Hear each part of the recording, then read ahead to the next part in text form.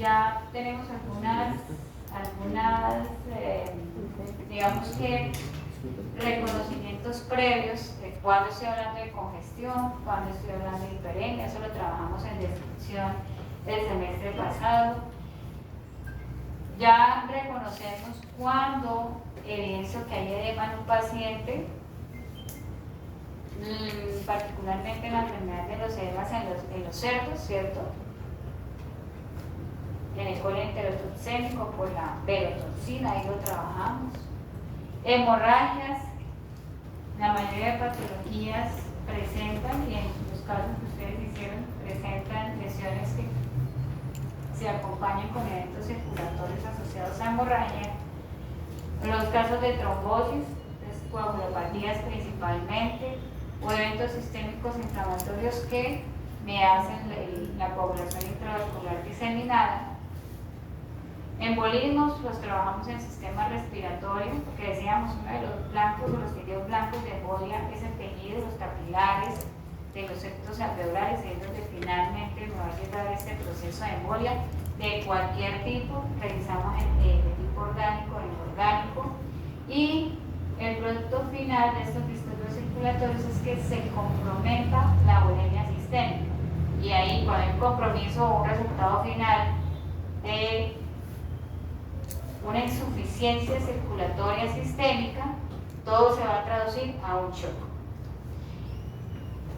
No les puse, porque el ejercicio era que cada grupo hiciera una consulta del tema de shock, no les hice esa, no les quise saturar, y de buenas que Sally no veo que les haya enviado el cáncer respiratorio, que estarían toteados también hoy.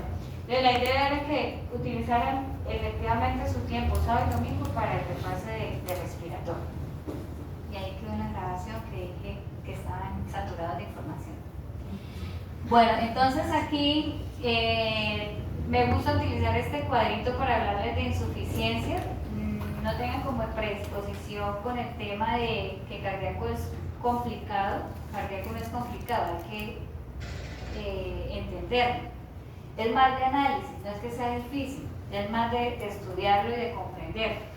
Entonces acá en cardíaco, pues trabajando la circulación, ¿cierto? Menor, acá la central, sabemos que todos los procesos de hemodinamia y de llenado ventricular del lado derecho, todos los procesos de llenado ventricular del lado derecho provienen de la circulación venosa, entre esas el sistema porta, sistema hepático, y llegan a la aurícula derecha, ventrículo derecho, y el necroche les decía, tiene que salir por la semilunar, ¿cuál? Por la pulmonar, que es la que está ahí señalada. Eso lo hicimos en necroche. Lo mismo pasa con el ventrículo izquierdo, entonces lo contrario, toda la sangre que se oxigena por esas arterias pulmonares en el pulmón tiene que salir por venas pulmonares, llegar a la aurícula izquierda, ventrículo izquierdo y semilunares aórticos, a circulación sistémica con sangre ya oxigenada. Eso es lo clave aquí, ¿cierto?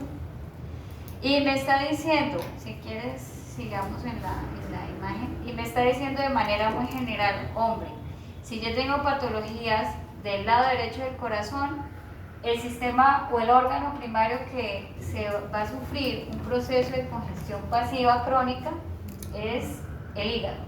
El sistema porta, las venas cavas, y de manera secundaria va a tener repercusiones no solamente en los procesos de hemodinamia en el corazón, en el hígado, sino de manera secuencial otros eventos circulatorios. Una consecuencia de una congestión pasiva crónica hepática es que se va a desarrollar edema abdominal.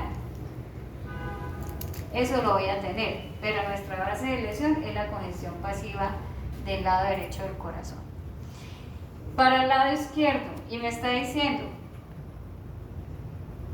el órgano primario afectado con una congestión pasiva crónica, cuando se me afecta el lado izquierdo del corazón, es el pulmón. Y devolvámonos entonces a la imagen anterior y miremos si es cierto. Si yo tengo patologías en cualquiera de las valvas, valva pulmonar, tricúspide,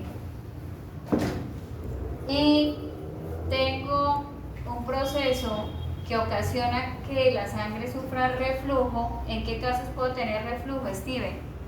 ¿Qué lesiones del lado, por ejemplo, derecho del corazón hacen que la sangre se regrese o exista reflujo de la sangre?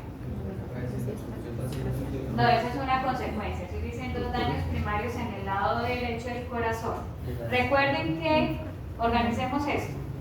Estamos hablando que yo puedo tener patologías del lado derecho y lado izquierdo del corazón y que tengo eventos de... El resultado de la patogenia es congestión pasiva crónica hepática y congestión pasiva crónica pulmonar, ¿cierto? Necesito ahora ponerle la etiología a esos eventos. ¿Cuál es la causa? Entonces tengo que poner patologías en el lado derecho y patologías en el lado izquierdo. Steven, ¿qué eventos me pueden llevar con lesiones valvulares a un evento crónico pasivo del lado derecho del corazón? Que tenga reflujo el evento. Entonces nos vamos a buscar todas aquellas patologías que cursen con, por ejemplo, endocardiosis. Busquen las endocardiosis. ¿Dónde están las endocardiosis? Busquen las endocardiosis. Vamos a buscar endocardiosis. Busquemos endocardiosis. Pásala, sí, yo te digo. ¿Cierto? Eso es como se ve micro la endocardiosis. ¿Qué otro nombre, Catalina, recibe la endocardiosis? Acá. Tenemos una degeneración mixomatosa valvular. ¿Cierto? Qué pena, pero yo organicé el PDF para la presentación teniendo en cuenta la temática. Ustedes no lo van a encontrar en el orden que está ahí. Tengo que saltarme para tener una secuencia y poder entender. Entonces busquen la imagen donde está esta lesión, que es una endocardiosis valvular. Endocardiosis valvular. Endocardiosis. Cambia el nombre. Endocardiosis. ¿Qué es endocardiosis?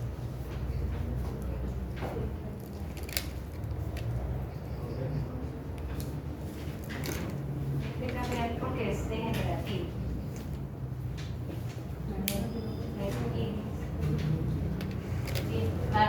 Es endocardiosis valvular. Miren lo que está diciendo en el diagnóstico. ¿Listo? Endocardiosis. Ay, fue pucha, pero esta nos quedó del lado izquierdo. Bueno, miremos a ver si tenemos un ejemplo en el lado derecho. Creo que la de la histopatología es del lado derecho, ¿sí? Porque vamos a trabajar el lado derecho primero. Pero macro, quiero que miren la endocardiosis del lado izquierdo, ¿cierto? Que es lo mismo, pero estamos en ventrículos diferentes. Y este es del lado izquierdo del corazón. Lo que quiero es que se familiaricen con la morfología de la lesión. Entonces vamos a poner, a ver, orden. Primera imagen, aquí. Vamos a poner una lesión acá. Entonces estamos hablando de valvular tricúspide. La vamos a poner ahí. ¿Listo? Ahí vamos a poner la lesión. Y tenemos una endocardiosis de la tricúspide. Ahí tenemos la lesión. ¿Cómo se ve micro y cómo se ve macro? Ahora sí miremos la lesión. Ay, Andrés. Micro, tenemos, oiga, pero vean, me cortaron, me chuzaron y ahora me quieren hacer caer. Cuidado con eso, ya me toca tener como ARL activa. Bueno, acá lo que quiero mostrarles es que si uno mira el endocardio tiene más componente de fibroblastos. Ahí ya no hay fibroblastos. Se ve es una matrilla lineal, cierto, uniforme, y no hay componente de fibroblastos. Ahí ya se pierden los fibroblastos. Ahí tenemos el evento degenerativo. Ahora, ¿cómo se ve en lo macro? Vamos a lo macro. Este es del lado izquierdo, pero nosotros estamos trabajando un ejemplo en el lado derecho. Sin embargo, necesito que miren la morfología de la endocardiosis. Ampliémoslos. Algo muy particular de la endocardiosis es que las valvas se ven rugosas, se ven cortas y se ven tumefactas. Algunas pueden estar pigmentadas y otras no, como estas, ¿cierto? Y la pigmentación es porque de pronto nuestro cadáver está muy fresco, hay inhibición de hemoglobina y por eso se ve pigmentado. Generalmente pues se debería ver así. Lo que quiero queda Andresito con los pies. Lo que quiero es que observen que hay diferenciación en el tamaño, que ya no se ve translúcido en bajo relieve, sino se ve tumefacto, y algunas valvas están acortadas, esta muy seguramente también, pero están grosas. Entonces, en el acercamiento de esta, ¿quieres acercar esta? Tenemos la misma lesión, tumefacto, algunos bordes del endocardio valvular están también rugosos, tumefactos, y tiene este aspecto brillante de morfología como gomosa. Eso es una endocardiosis. ¿Listo? Vamos a imaginar que tenemos entonces macroscópicamente esta lesión, pero en el lado derecho, que está la histopatología del lado derecho, que es esta, y vamos a mirar, devuélvete a la gráfica, cómo esta endocardiosis en la tricúspide afecta la dinámica. ¿Listo? Cuando yo tengo esa lesión de endocardiosis o degeneración mixomatosa valvular, lo primero que va a pasar mecánicamente en ese endocardio, estamos hablando de la tricúspide, es que va a sufrir un proceso de insuficiencia. La válvula es insuficiente. ¿Por qué es insuficiente? Porque no se cierra, ¿cierto? En el momento sistólico debe cerrarse. Y ahí viene el proceso, por eso preguntaba lo de la regurgitación, ¿cierto? Entonces, el evento mecánico, debido a la endocardiosis, que en nuestra etiología es que no se cierra, es decir, la válvula se vuelve insuficiente. En la patogenia debo escribir que como la válvula es insuficiente por la generación mixomatosa, voy a generar en ese ventrículo, o se genera en ese ventrículo, un reflujo o flujo retrógrado de la sangre. Si estamos en el momento sistólico, ¿cierto? ¿Qué pasará con la sangre? Bueno, entonces, si quieres con el cursor, el rojito, activa el rojito. Entonces vamos a tener de la tricúspide hacia la aurícula, aquí, hacia la aurícula, donde dice AD, ahí. La sangre en el momento sistólico se regresa hacia AD, luego va hacia uno, que es vena cava craneal, aquí está el otro pedacito de la vena cava caudal, viene todo el proceso de congestión venosa del sistema porta y venas hepáticas, y el resultado es que tenemos un evento congestivo hepático, porque de todas formas, así tengamos el bombeo cardíaco que estamos viendo ahí arriba en esa imagen dinámica, en el evento sistólico siempre vamos a tener un flujo retrógrado que me va a generar el evento congestivo, ¿sí? Así continúa el llenado, pero siempre va a estar la válvula como insuficiente. Vamos a tener entonces dilatación auricular de las venas cavas, el animal va a tener clínicamente pulso venoso positivo, eso no lo vemos en necropsia, y algo importante es que no sé en cuál de los casos recuerdo, había un paciente que tenía una vena cava bastante dilatada. ¿De quién era el caso? ¿Y tenía lesión valvular? Sí. ¿Endocárdica? Bueno, atengamos. Ahora vamos a buscar un ejercicio con lesiones del lado izquierdo del corazón. Vamos a buscar una imagen para poder ejemplificar. Bueno, esperen un momento. Anterior.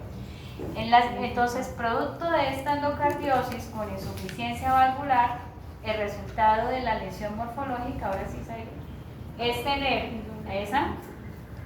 En el corte del diagrama estaba el evento de congestión pasiva crónica, ¿cierto? Sinusoides hepáticos congestivos, todas esas célulitas rojas son eritrocitos. Tenemos organomegalia, hay hepatomegalia. Este proceso, miren que aquí ya no me están diciendo que es una endocardiosis la causa. Ahí me están diciendo que la causa es un tumor en la base del corazón. El semestre pasado tuvimos un caso de estos, que fue el grupo de Claudia, Fan, Sebastián, Karen, estaba Claudia y Karen, sí. Ellos tenían una masa más o menos de unos 4 centímetros en toda la base del corazón, muy similar a esto que estamos viendo acá. Entonces, esos eventos, si me están obliterando, por ejemplo, en la base del corazón, una masa generalmente puede ser un quemodectoma, el que siempre crece ahí, pues va a producirme un evento obstructivo. Vamos a trabajar con ese casito también.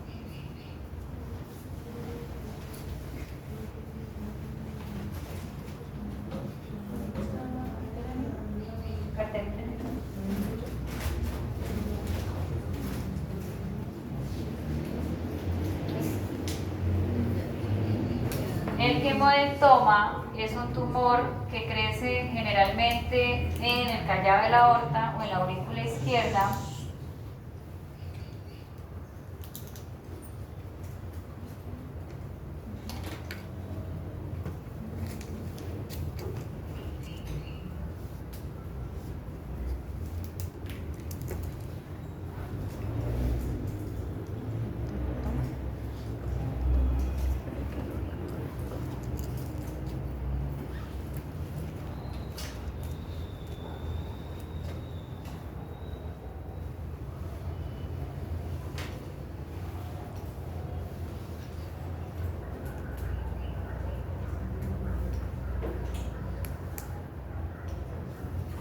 El quemodectoma, entonces, es un tumor primario en la base del corazón y el evento es diferente. Vamos a trabajar de una vez el caso. Entonces, acá la idea es mirar la hepatomegalia, el aspecto de una congestión pasiva crónica hepática, o le llaman hígado de nuez moscada. Aquí les puse la imagen de la nuez moscada. Todo lo que ven fisurado de la nuez, pues es el evento congestivo crónico. Las áreas más pálidas son eventos cerca de lo que son las venas centrolobiliares. Por el evento congestivo van a sufrir o cambios iniciales de hígado graso o necrosis que termina siendo centrolobiliar, y por eso el aspecto de la congestión pasiva crónica es, o lo llaman, hígado de nuez moscada. Vamos a ejemplificar este caso no de insuficiencia por degeneración mixomatosa de la tricúspide, sino vamos a trabajar aquí el tumor en la base del corazón llamado quemodectoma. Pásate otra vez a la imagen, a la gráfica. Ahí. Entonces vamos a obliterar aquí, pues es diferente el proceso. Que no puedo rayar. Bueno, aquí, si quieres aquí, me doy unos subirme que me caiga y se me caiga. Con la lupita se puede. Aquí. ¿Sí se puede ampliar más? Ahí, bueno. Entonces miren que si les estoy diciendo que esta masa crece en el callado de la aorta, más o menos sería como por aquí, y o puede crecer en la aurícula derecha. Puede crecer en esos dos sitios. Entonces imagínense que la masa está aquí, 5 centímetros, una masa que me está obliterando la luz de la arteria pulmonar, acá, ¿cierto? El evento de esa masa que está haciendo obstrucción es generarme estenosis. ¿Estenosis de qué? Acá sería de la aorta, de la pulmonar, perdón. De la pulmonar, que también será un efecto mecánico, en este caso es resultado de una masa como el quemodectoma que estamos ejemplificando ahí en la imagen de la congestión pasiva crónica o hígado de nuez moscada. Cuando yo tengo estenosis de la pulmonar, pues imagínense cómo va a ser la volemia o el volumen sistólico final, es decir, ¿cuánto será el remanente que queda del vaciado ventricular después de la sístole? ¿Cuál es la respuesta? Otra vez, si tengo una masa que está haciendo estenosis por la pulmonar, ¿cuál será el volumen minuto final después del vaciado ventricular? En otras palabras. Entonces vamos a tener un ventrículo derecho con mayor volumen de sangre, ¿cierto? ¿Por qué, Libardo? Claro que sí, ¿por qué? Porque no puede sacarla. Se está expulsando, bueno, no se está dirigiendo hacia el pulmón, es decir, se está almacenando. Entonces tenemos un evento de congestión pasiva crónica que inicia por estenosis, ¿cierto?, de la pulmonar al ventrículo, evento pasivo congestión. Ojo, aquí no tenemos ninguna insuficiencia. El evento que estamos hablando es la estenosis. El evento de congestión pasiva, porque tengo un volumen ventricular mayor sistólico, pues va a ocasionar que la sangre que va a llegar de la aurícula al ventrículo no vaya a pasar. Congestionamos la aurícula derecha, dilatación nuevamente del atrio derecho. Eventos congestión nuevamente, vena cava, sistema porta, vena hepática, y tenemos como resultado final, vamos a pasar a la imagen. Dale escape, querida, eso. Hígado, nuez moscada, eso. Vea, y aquí la etiología fue otra cosa, una masa cardíaca. En el paciente, cuando está vivo, como se observa ahí arritmias cardíacas, puede degenerarse.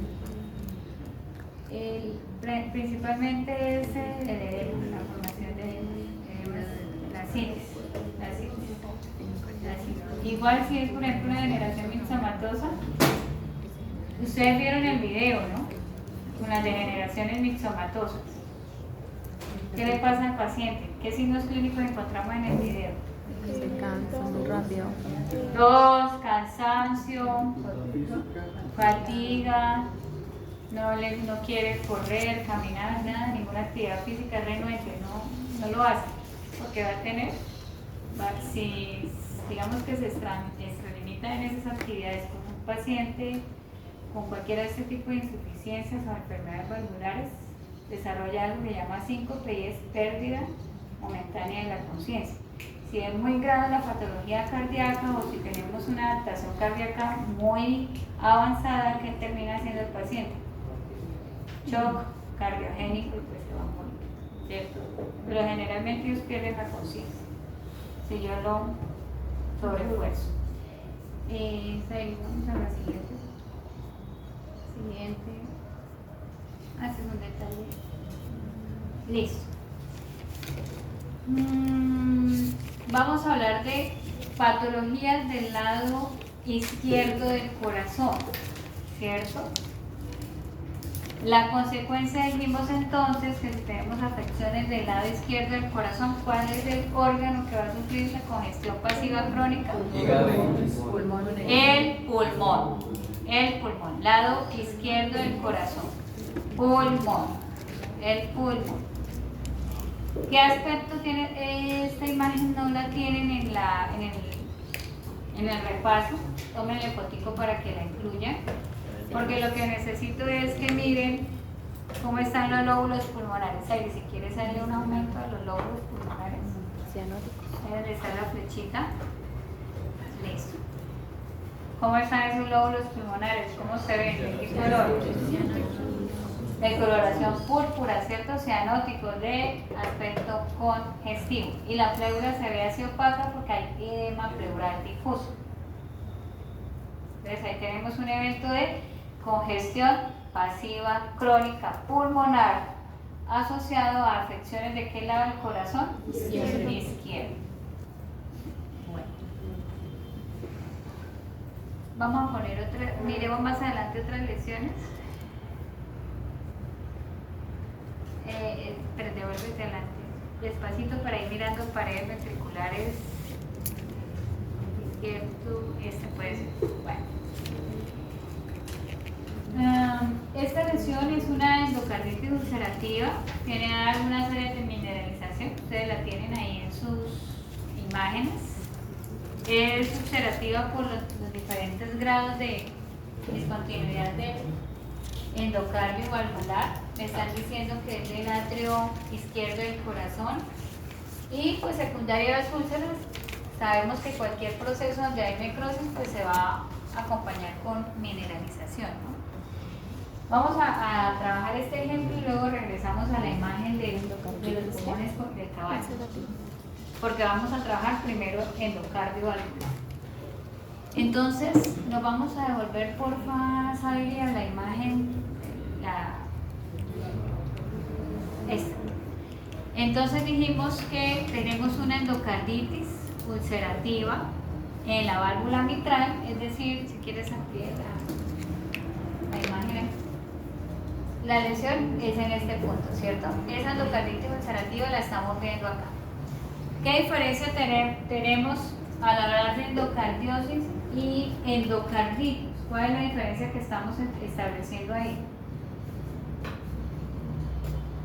Endocardiosis y endocarditis. Aquí en la válvula mitral tenemos un proceso con el ejemplo de endocarditis ulcerativa de tipo inflamatorio. En el ejemplo que trabajamos de la tricúspide, la endocardiosis me está diciendo que es degenerativa. Son dos eventos diferentes y ustedes saben que en la degeneración mixomatosa valvular lo que tenemos es acumulación de mucopolisacáridos, ¿cierto? Hablando de esa degeneración mixomatosa. Aquí en el ejemplo de la endocarditis ulcerativa de la mitral estamos hablando de un evento netamente inflamatorio, son dos lesiones diferentes. Las endocarditis ulcerativas, como estamos ejemplificando en este caso de la mitral, pues puede ser un ejemplo de uremia. De esa endocarditis ulcerativa puede ser por uremia. Y ya sabemos cómo la uremia me produce esas lesiones. Cuando tengo inflamado y además le deposito minerales a esa lesión del endocardio, funcionalmente, ¿cómo estará esa válvula? Apliquemos los dos eventos mecánicos que ya ejemplificamos con el lado derecho. O vamos a encontrar insuficiencia o la estenosis. Muy bien. Entonces, ¿cuál es la respuesta aquí? Si está inflamada, tiene peso la válvula porque está con mineralización, ¿cuál será el resultado? Una insuficiencia, ¿cierto? Tendríamos insuficiencia. Y volvemos a hacer el proceso de hemodinamia. Si tenemos esta endocarditis ulcerativa que produce insuficiencia valvular, en el momento sistólico vamos a tener nuevamente que Steven, regurgitación o flujo retrógrado de la sangre, ventrículo, aurícula izquierda, dilatación auricular izquierda. ¿Hacia dónde va la sangre, Steven? ¿Hacia dónde se me está regresando luego la aurícula? Venas pulmonares, ahí baja la imagen por favor. Y vamos a tener una congestión pasiva de lóbulos pulmonares. ¿Listo? Entonces, ahí está el evento de congestión del lado. ¿De qué lado estábamos hablando? ¿Del corazón? Izquierdo del corazón con un evento congestivo crónico pulmonar. Vea, súper fácil. Fácil. Listo. A ver, Seiris, para que no nos vayamos a comer ninguna imagen. Ya Izquierda, aurícula derecha, venas pulmonares.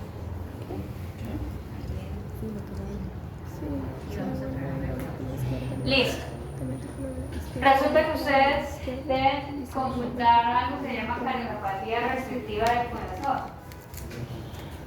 Alba, ¿tú te acuerdas qué es la cardiopatía restrictiva del corazón, Cristian? Cardiopatía restrictiva del corazón. Cata, Valeria, Juliana.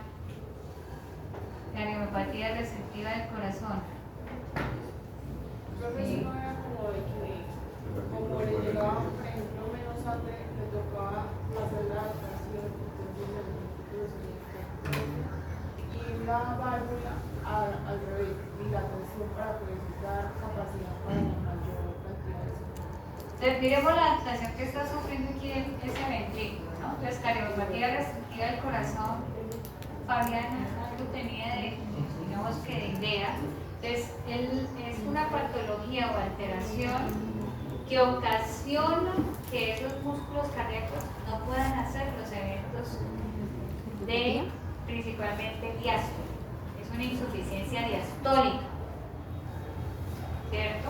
Hay una incapacidad de dilatación de ese músculo cardíaco.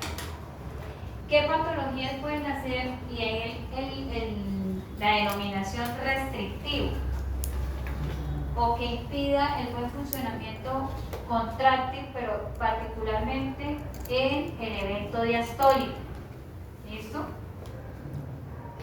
Que me gusta estar mirando así porque me gusta estar pensando lo que dijiste y sí lo podemos confundir. En el evento diastólico. Entonces, si miramos esa imagen, ¿en dónde está la lesión? En el miocardio está la adaptación, está el evento secundario. Miren que en el miocardio está el evento secundario. Esto es adaptativo. ¿Qué adaptación tenemos acá? Hipertrofia cardíaca. Y la hipertrofia es concéntrica porque la cavidad está de menor tamaño, esa cavidad ventricular está pequeña. Y ese es del lado izquierdo del corazón, ¿cierto? Ahora, eso es adaptativo, resultado de. ¿Dónde está la lesión en este caso? Ivonne, ¿dónde? En el pericardio. ¿Por qué? David está diciendo, yo veo algo raro en el pericardio. Es que tiene eso, ¿cierto? Que se llama como exudado fibrinoso y además está hemorrágico y además está necrotizante. Hay que ponerle a eso los nombres que son. Listo, entonces tenemos, y si ustedes miran, no sé si alcanzan a evidenciar cómo está el pericardio del grueso. ¿Recuerdan la necropsia cuando hicieron corte del saco pericárdico? ¿Cómo era el saco pericárdico? Una telita delgada. Bueno, pues miren cuánto tiene de aquí ese pericardio. Aquí ya se volvió un poquito más delgado. Ahí ya continúa más delgado, pero está grueso. Entonces tenemos, ¿cuál sería, David, el diagnóstico?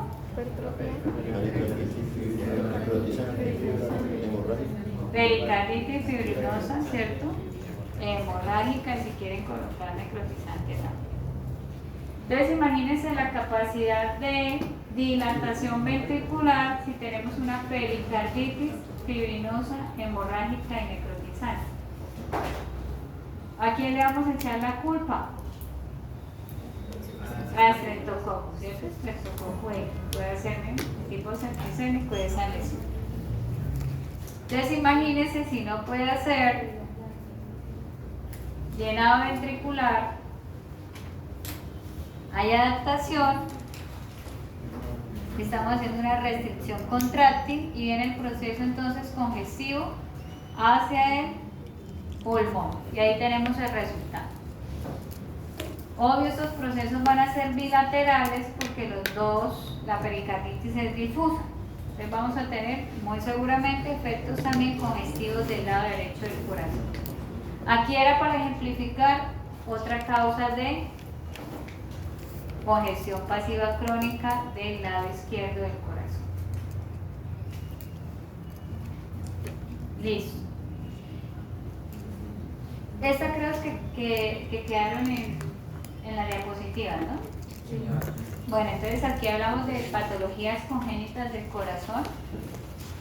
En la primera, en la A, ¿qué estructura tenemos? Es un hemoquiste. ¿Saben qué es un hemoquiste? Entonces, nuevamente, una cavidad que tiene una pared fibrosa y que tiene un contenido en su luz, ¿cierto? Estaría recubierta de endocardio. Y en el caso del hemoquiste sería sangre. El contenido es de elementos de la sangre, eritrocitos principalmente. Pueden variar en tamaño.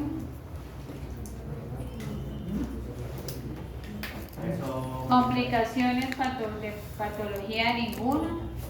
Puede haber regresión espontánea de estos quistes. Generalmente se encuentran en bovinos y en cerdos. ¿Qué vas a preguntar, Sara? Es de carácter obstructivo, ¿cierto? No necesariamente. Mira el tamaño. El tamaño no va a generar, digamos que... Yo les decía que la consecuencia de pronto es la alteración de la impedancia de la sangre, de pronto algo de que sufra el volumen al salir, pues haya algo de turbulencia en la sangre que puede de pronto generar trombos, pero es muy raro. Generalmente estos pasan sin ninguna patología adicional. Y el de abajo, el B, que se ve mucho más translúcido, de color ámbar, linfoquiste, ¿cierto? Linfoquiste. Lo mismo, cavidad recubierta, en este caso, recordemos que hablamos de que los quistes tienen un epitelio plano, sufre metaplasia la estructura del epitelio de origen y tiene un contenido, en este caso, de linfa. Lo mismo, regresión espontánea o puede permanecer durante toda la vida sin ninguna complicación, digamos que en salud de esos pacientes. A ver, se nos había pasado esta endocarditis. Bueno, aquí nosotros, diferente de la endocarditis ulcerativa con mineralización, hablando de procesos urémicos, nosotros también podemos encontrar endocarditis de tipo séptico. Y para este caso nosotros vamos a dar el diagnóstico de endocarditis vegetativa a esa lesión, donde tenemos entonces bacterias que se están acumulando en ese endocardio. ¿Te quieres ampliar la imagen?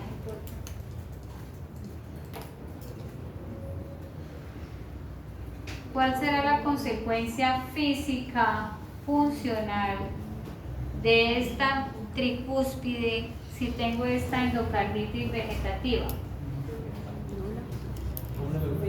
Insuficiencia valvular, sí señor. ¿Qué características tiene esta endocarditis vegetativa? Entonces, lo primero que mencionaron, ¿cierto? Si quiere bajar un poquito ahí, por favor. La flecha indica que tenemos colonias bacterianas, por eso hablamos de una endocarditis de tipo séptico. Hay colonias bacterianas en esa endocarditis, lo están mostrando las flechas. Todo lo hialino amorfo celular me indica que es fibrina, que macro lo estamos viendo como ese depósito de material amarillento sobre el endocardio. Y lo que está hacia la parte inferior derecha de la imagen es inflamación. Por eso el término de endocarditis, ¿cierto? Oigan, pasan las papas allá, los que quieren. Entonces, bueno, lo que sea. Bacterias, fibrinoso e inflamación. Miremos el aspecto morfológico macro, porfa.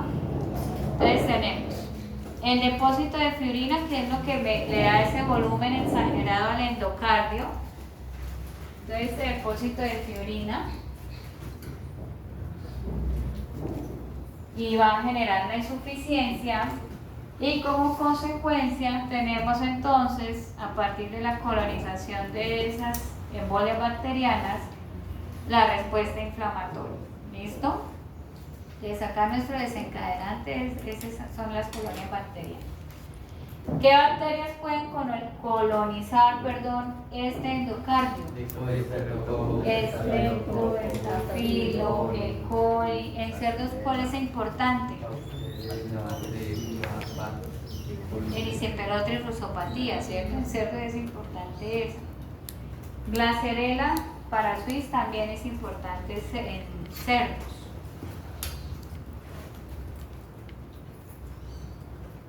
Ahora acá tenemos Streptococcus para el caso de los porcinos.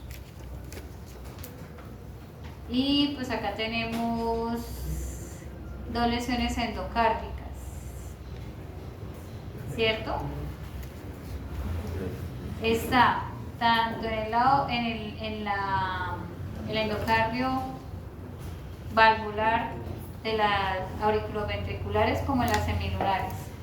Acá también está la lesión.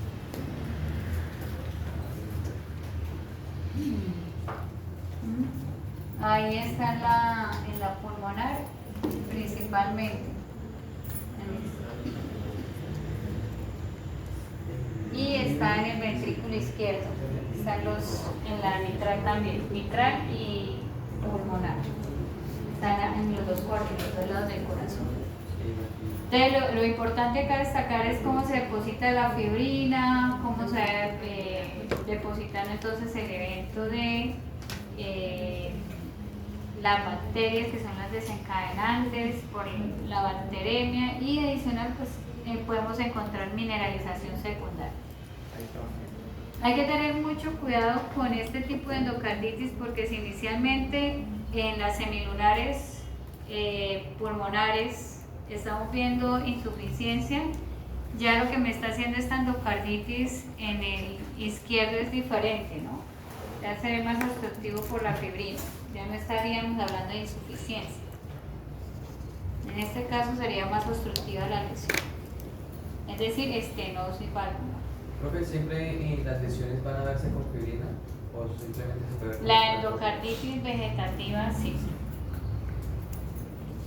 En las endocarditis solitas también, ahí tenemos que corroborar si hay bacterias o no. En las endocarditis sí hay fibrina en general.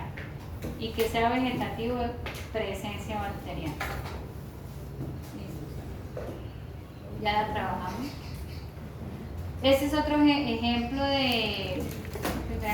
Realmente para mí sería también una endocarditis ulcerativa con mineralización. Acá lo que están ejemplificando, digamos que en mayor extensión es la mineralización difusa que hay del endocardio. También es en la mitral, es consecuencia de una respuesta sistémica inflamatoria a la enfermedad de Jones o para tuberculosis. Entonces aquí el patógeno, ¿quién fue el que generó esta lesión endocárdica inflamatoria con mineralización? Para tuberculosis, ¿no? Para tuberculosis. Es decir, que la lesión ¿en dónde empezó? Intestino. Intestino, el paratuberculoso está en el intestino. No estamos hablando de Mycobacterium bovis, que es en el pulmón. Esta empezó en intestino. De la respuesta inflamatoria sistémica hace el evento de la lesión inflamatoria secundaria en endocardio y la mineralización. Recuerden que los Mycobacterium en general tienen una respuesta asociada dentro del mecanismo de lesión a una hipersensibilidad tipo 4, ¿con formación de qué? Granulomas, sí señor, de granulomas. Entonces ya hablamos de hemoquiste, linfoquiste, tenemos otras patologías de tipo congénito, además de esas dos que mencionamos inicialmente en el endocardio valvular. Acá tenemos patologías asociadas principalmente a lo que es arterias y paredes ventriculares. La tetralogía de Fallot es una patología congénita que tiene complicaciones de varias alteraciones o expresiones génicas. Es multifactorial desde el punto de vista congénito y, como dice su nombre, tetralogía es porque presenta 4 alteraciones puntuales en el desarrollo. La primera que dice aorta en destroposición, donde está A. Entonces, aorta en destroposición es una aorta ectópica. Y ya sabemos que el ectópico es que no está en su sitio anatómico normal. Entonces, su desarrollo se da en el ventrículo derecho. Ahí está en el ventrículo derecho. La A. ¿Sí? Ahora aquí donde está la flechita blanca, dice estenosis de la pulmonar. Entonces, la alteración del desarrollo es el efecto, ¿cierto?, generalmente puede ser de las semilunares pulmonares o en la región suendocárdica también de la arteria pulmonar, debajo de las semilunares, y se forman unos anillos fibrosos. Entonces tenemos la formación de anillos fibrosos que son los que generan el evento de estenosis, es decir, que aquí estamos hablando de una displasia en las semilunares. Esta displasia ocasiona que no se desarrollen de manera normal ese endocardio de las semilunares y es reemplazado por un anillo fibroso. El resultado es la formación de anillos fibrosos sin la diferenciación de las semilunares. Entonces hablamos de estenosis de la pulmonar y ustedes pues ahí están viendo el orificio. Bueno, normalmente debe ser el llenado ventricular del lado derecho y ya sabemos que la consecuencia pues es una adaptación ventricular. Y la tercera, que es donde está el número 3, es el ductus o comunicación interventricular. Comunicación interventricular. Si quieres, Adri, le damos escapes y vamos a ver, ustedes tenían una comunicación a un ductus interventricular más adelante. Si quieres, dale un poquito. Dale un poquito. Un corazón que tiene un tubo en la mitad. Y hay comunicación interventricular. Ahí. Tenemos el ductus interventricular, ¿cierto? Entonces, se comunica el lado derecho con el lado izquierdo del corazón. Entonces, esta es la tercera lesión que estamos viendo en la tetralogía de Fallot, el ductus interventricular o comunicación entre los ventrículos. Si quieres, te regresas un minutico. Aquí. Esto es una vista, esto es una patología, digamos, una alteración del desarrollo única, que es la estenosis de la pulmonar. Esta es la lesión que estamos viendo en el corte transversal.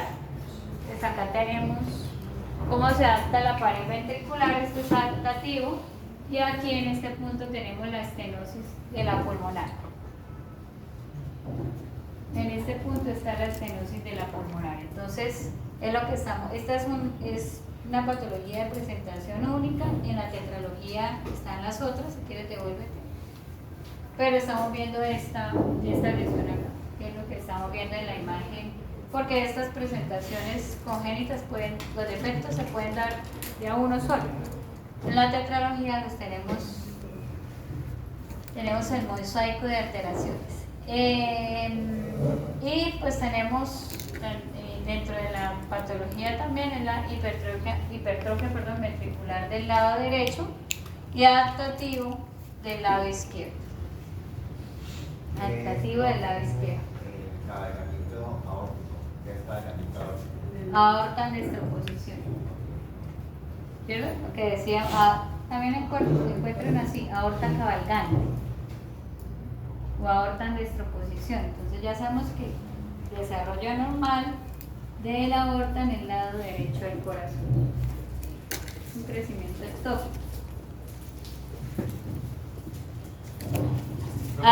¿Es congénito? Disculpe. Todo es congénito lo que estamos viendo. Entonces, adaptaciones. Ya sabemos que en la estenosis generalmente vamos a encontrar hipertrofia de tipo concéntrico. Entonces, observen la luz del ventrículo. La luz, exacto, y en esta otra se ve ahí. Imagínense en el corte transversal, cómo lo estaríamos viendo, que tuvimos varios casos de hallazgos de necropsia, ¿no?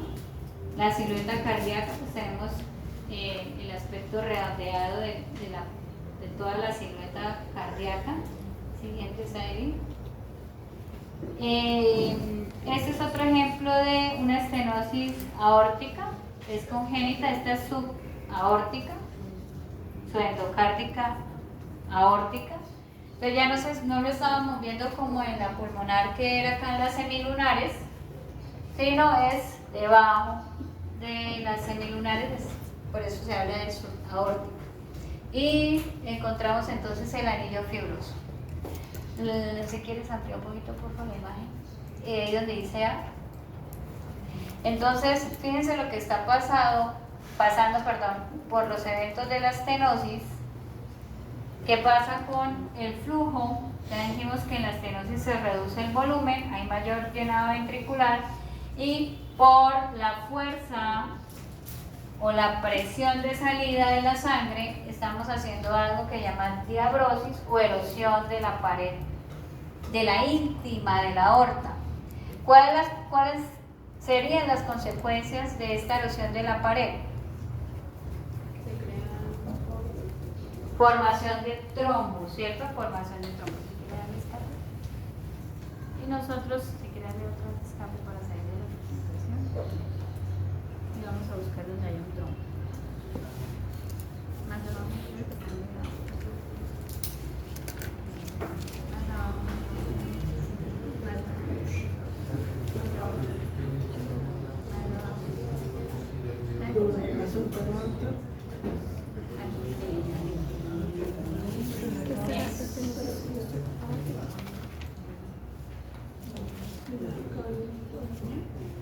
Entonces la consecuencia, por ejemplo, de esas lesiones de la íntima del vaso es encontrar este tipo de lesiones, ¿no? La formación de trombos. Esta particularmente en este ejemplo está del lado derecho del corazón, la que estábamos viendo estaba en su aórtica, es decir, ventrículo izquierdo. Pero lo que quiero mostrarles es que si yo tengo una lesión primaria en la íntima del vaso, ¿cierto? La formación que voy a encontrar de manera secundaria es el evento de un trombo. Y este trombo, Saúl, sí es obstructivo, ¿no?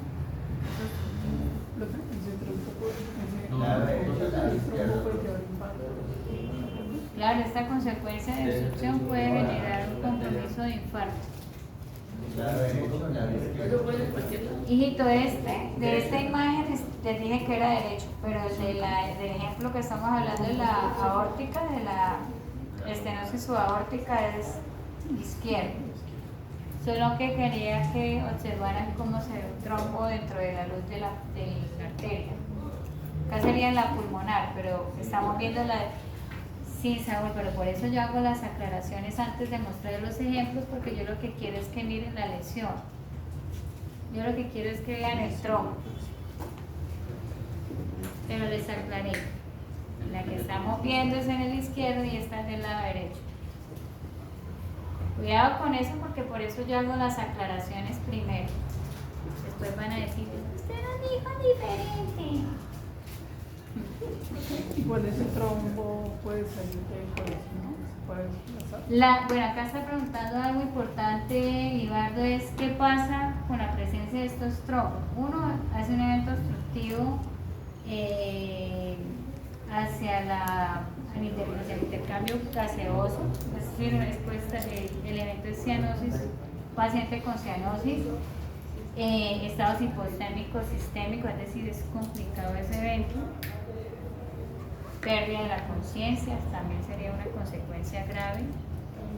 Y si no hay una obstrucción total y puede favorecer el desprendimiento de pequeños fragmentos de ese trombo, entonces estaríamos hablando de tromboembolismos, embolias. Y a partir de trombo se llama tromboembolismo. Listo. Entonces sería una consecuencia grave también de esa lesión. Profe, ¿cómo es el diagnóstico de esta lesión? Trombo.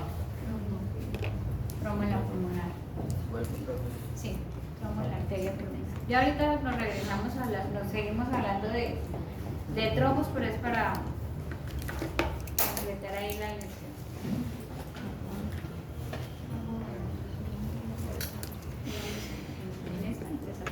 Cerrar la idea. Saúl, entonces lo que yo les quería mostrar acá es que los eventos de lesión de la íntima que estamos viendo en A es que se puede formar un trombo. ¿Cómo se ve el trombo? Como ese que veíamos en el lado derecho de otra lesión ajena. Pero sí quería mostrarles que se puede formar de manera completa una lesión trombótica en la aorta, solo por esa lesión pequeña que hay ahí de erosión de la pared. Entonces, si ustedes ven la diferencia en el lado izquierdo de la imagen, la pared está lisa y en el corte, eso está cerrado, hicimos un corte longitudinal, entonces cómo se ve erosionada la pared. Ahí se puede formar un tronco, que es el ejemplo del tronco que les mostré hace un momento. Esta es otra lesión congénita, esta es una comunicación sinoatrial, acá estamos hablando de aurículas, ductos atrial o comunicación atrial. Si quieres, pásate a otra que hay más adelante, no, más adelante, esta. La siguiente, esta. Entonces, esta es otra imagen de la misma lesión. Un ductus o comunicación atrial. Entonces, acá se está comunicando aurícula derecha con aurícula izquierda. ¿Cuál será más grave, el primer ductus atrial o este? Entonces, el compromiso, ¿cierto?, circulatorio es más severo en este. En los dos vamos a tener clínicamente soplo, ¿cierto? Pero la consecuencia en la hemodinamia pues va a ser más severa en esta comunicación atrial.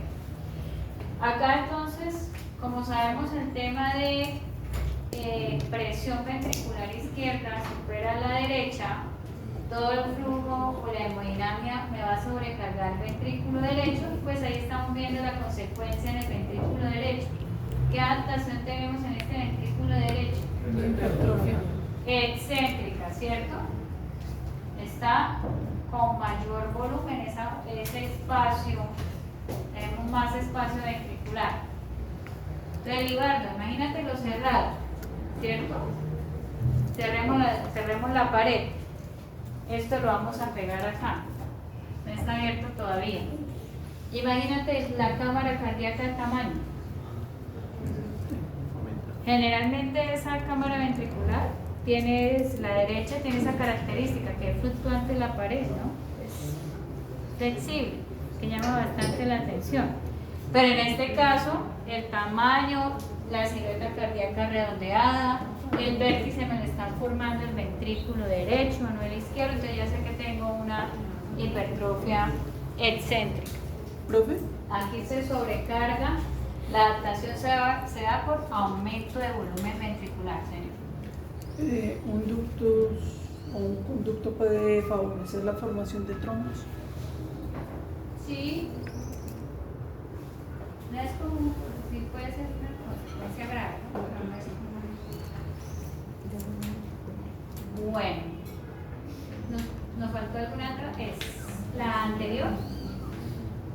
Esta amiga nosotros ya la habíamos trabajado en artrosclerosis. Esta patología, señor. Esta patología nosotros la conocemos como shunt portosistémico o comunicación shunt, SHU-NT, o derivación portocabal, muy bien.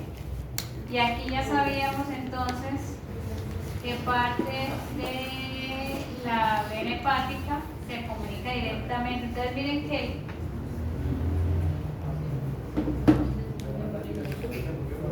directamente con la vena ácido. Esta comunicación hay dilatación, congestión pasiva, vamos para arriba, y viene y se me comunica con la 2.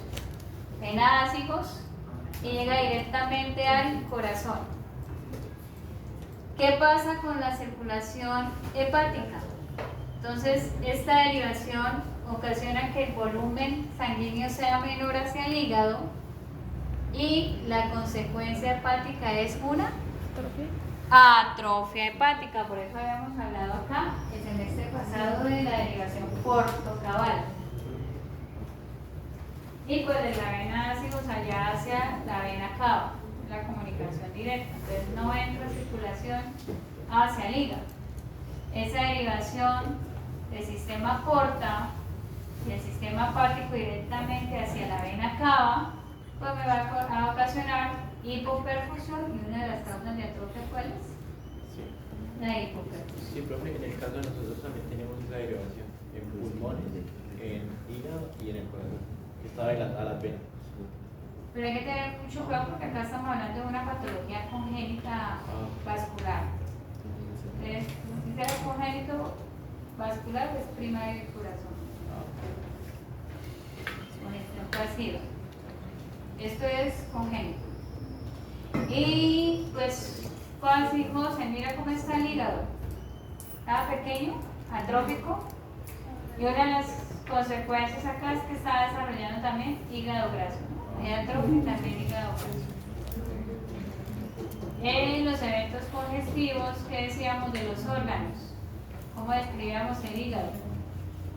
Hepatomegalia y los pulmones, ustedes los vieron, cianóticos, insuflados, pero que tienen congestión, edema. Entonces no hay ningún evento atrófico, porque hay secuestro de sangre. Entonces, podríamos decir que es una congestión venosa.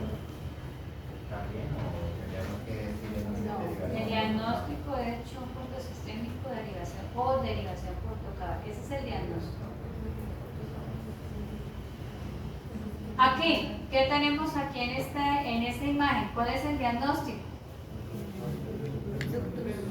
Ductus arterioso, ¿cierto? Ductus arterioso o conducto arterioso. Entonces el ductus arterioso o conducto arterioso persistente es la comunicación de cuáles arterias.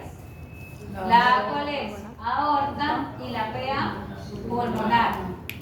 Entonces normalmente lo que yo debo encontrar, Libardo, es que aquí Andrés va con los pies, fibrosis, acá esto debe cerrarse, acá debe haber fibrosis, pero se mantiene la comunicación. Entonces, embrionariamente se debe cerrar esa comunicación, no se cerró y continúa el ductus. ¿Listo? Ahí tenemos el ductus arterioso. Consecuencia, Jessica, de este ductus arterioso, hemodinámicamente, ¿qué consecuencias vamos a tener? Entonces, vamos a tener flujo retrógrado de la aorta, ¿cierto? ¿Qué es sangre qué? Oxigenada hacia la arteria pulmonar, ¿qué es sangre qué? Desoxigenada. Y vamos a tener mayor volumen ventricular. ¿En cuál lado? Derecho. Vamos a tener adaptación inicial, ventrículo derecho, que es una hipertrofia excéntrica. ¿Y qué pasará con el izquierdo? ¿Cómo será la adaptación? Si se está derivando el flujo de la aorta hacia la pulmonar. Más, es concéntrica la adaptación. Tenemos dos adaptaciones diferentes, es bilateral, pero una es excéntrica y la otra es concéntrica.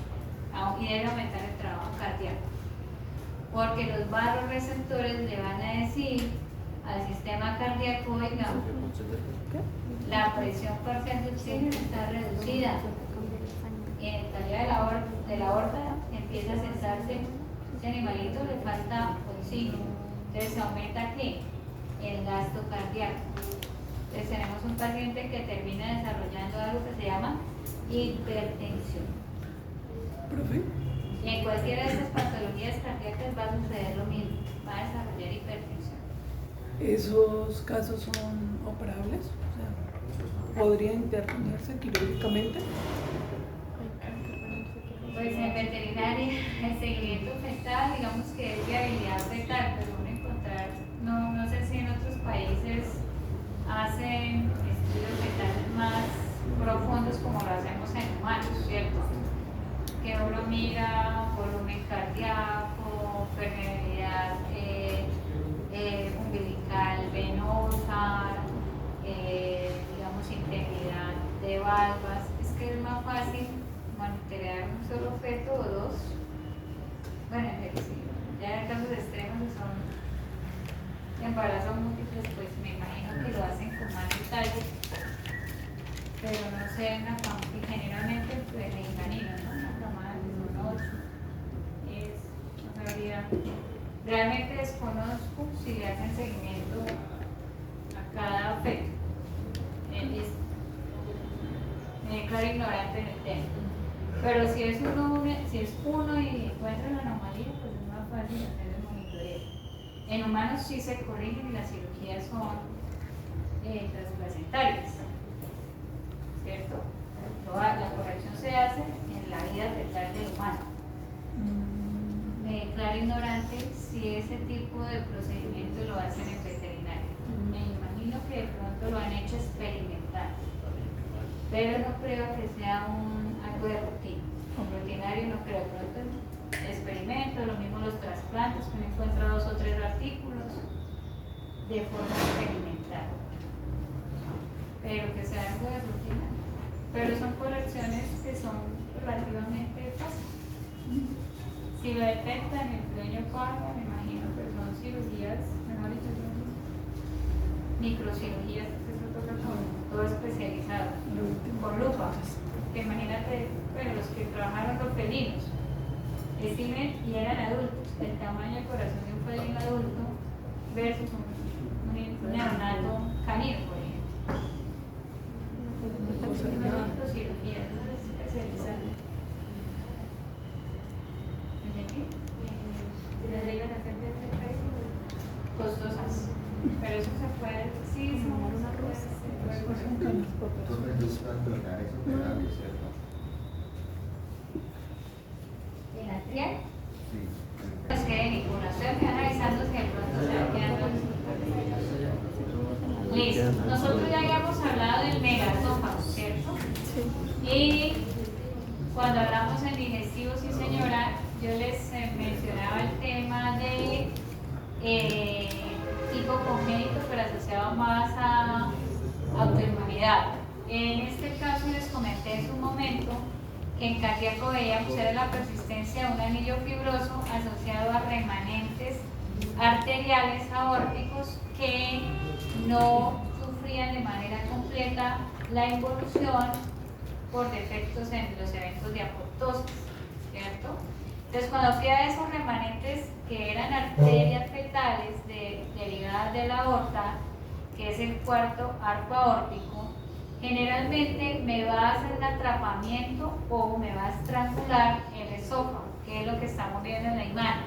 Entonces, yo miro el esófago, la vista de la derecha de la imagen, y veo el lado izquierdo, pues estamos viendo la evidencia de la dilatación de la pared esofágica con el desarrollo del megaesófago. Entonces nosotros mencionamos que generalmente defectos en el nervio vago asociados a alteración del peristaltismo. Entonces imagínense ese anillo ahí inflamando, haciendo estenosis, alterando la inervación, que van a generar alteración de la peristalsis con el resultado de dilatación secundaria con megaesófago. Y ahí sabemos que es un individuo joven, ¿no? ¿Qué es esta estructura? Yo nunca había detallado esa imagen bien. ¿Timo? Sí, señora. El timo, ¿no? Remanente tímico ahí. Ahí se ve el timo. Se decía joven esa imagen es de un individuo joven. Ahí se ve el timo. ¿Qué encontraron en esta imagen? ¿Qué diagnóstico le dieron? Linfangiectasia, ¿cierto? Del epicárdico, de los vasos epicárdicos, vasos linfangiectasia. Complicaciones ninguna aún. Como la de digestión. Un solo vasito entásico, pero no tiene ninguna importancia patológica. Si son varios, ¿cuál sería la consecuencia si son varios vasos linfáticos entásicos en epicardio? Edema pericárdico. Aquí no solo, como dicen las historias, una golondrina no hace verano. Entonces, uno solito no tiene ninguna repercusión, lo mismo con los linfoquistes o los hemoquistes. Ahí está, es una llave. Bueno, miren que acá en esta imagen, respecto a las condiciones congénitas, lo que les mencionaba, la mayoría de estas patologías que ustedes revisaron previamente el CPF para hacer el ejercicio diagnóstico, me hablaba bastante de caninos porcinos. Y las condiciones raciales en caninos son importantes en las presentaciones congénitas del corazón. Entonces ahí tenemos una serie de individuos que pueden desarrollar este tipo de cardiomiopatías dilatadas cuando uno habla de cardiomiopatía dilatada, es una adaptación del corazón, generalmente como estamos viendo en la imagen de tipo dilatatorio, las paredes se vuelven más delgadas, ya estoy toda prendida, paredes delgadas, la cámara ventricular pues es de mayor tamaño, ¿cierto? Hablando de la cardiomiopatía, generalmente es un efecto lesional con adaptación de dilatación de las cámaras cardíacas. El evento es bilateral en este proceso. ¿Listo? Quiero mostrarles si quieres, el aspecto del endocardio, si quieres ampliar, de la imagen superior en este evento. Y vamos, dale escape, por favor. La siguiente, ahí está la siguiente. No la subimos, como en algunos sí me tocaba irle. Listo. Y aquí tenemos una causa, posible causa de cardiomiopatía dilatada. En este caso es restrictiva, y ya sabemos por qué se llama restrictivo, ¿cierto? La incapacidad diastólica cardíaca, asociada a eventos restrictivos de la función de ese miocardio. Y aquí el diagnóstico, Saúl, es una fibrolastosis endocárdica, que es congénita. Causa, no sabemos. Cuando ustedes revisaban las cardiomiopatías restrictivas del corazón, que pueden generar esta cardiomopatía dilatada, ¿cierto? Porque el efecto es hacer esa dilatación ventricular, empezaban a encontrar, que podemos tener fibrosis del miocardio, fibrolastosis endocárdica congénita, podemos tener miocarditis crónicas asociadas de origen indeterminado, y todas van a producir cardiomiopatía dilatada. En la anterior slide, en esta imagen de cardiomiopatía dilatada, si uno empieza a revisar la literatura, y creo que en el artículo mencionábamos varias causas. Julián, una causa asociada a cardiomiopatía dilatada que mencionaban en el artículo. ¿Qué encontraste?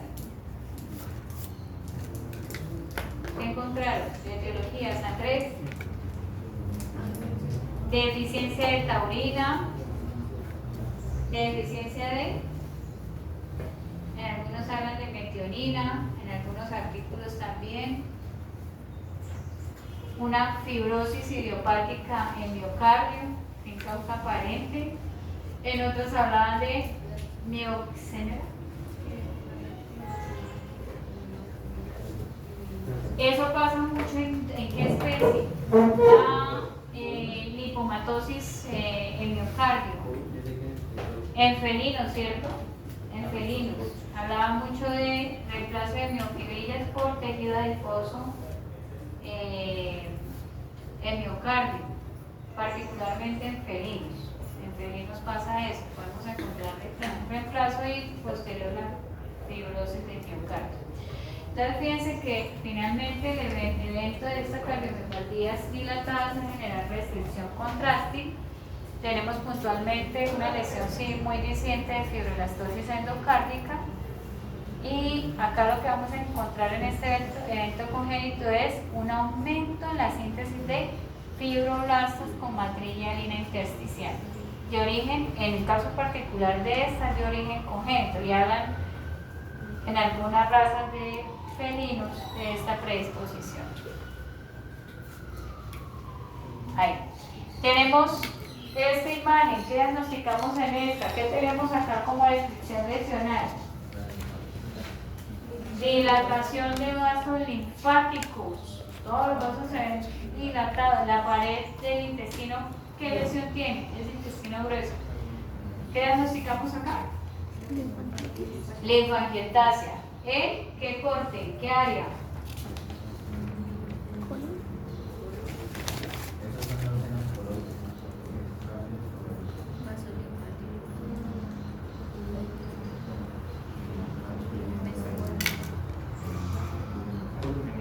Colon, ese colon.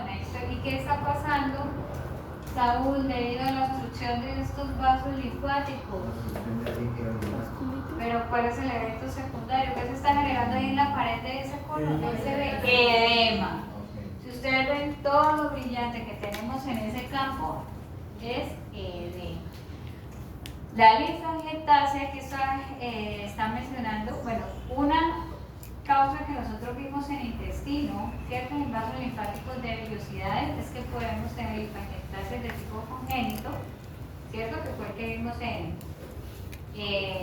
las patologías intestinales, en ese canino que tenía edema abdominal, creo que era un Doberman.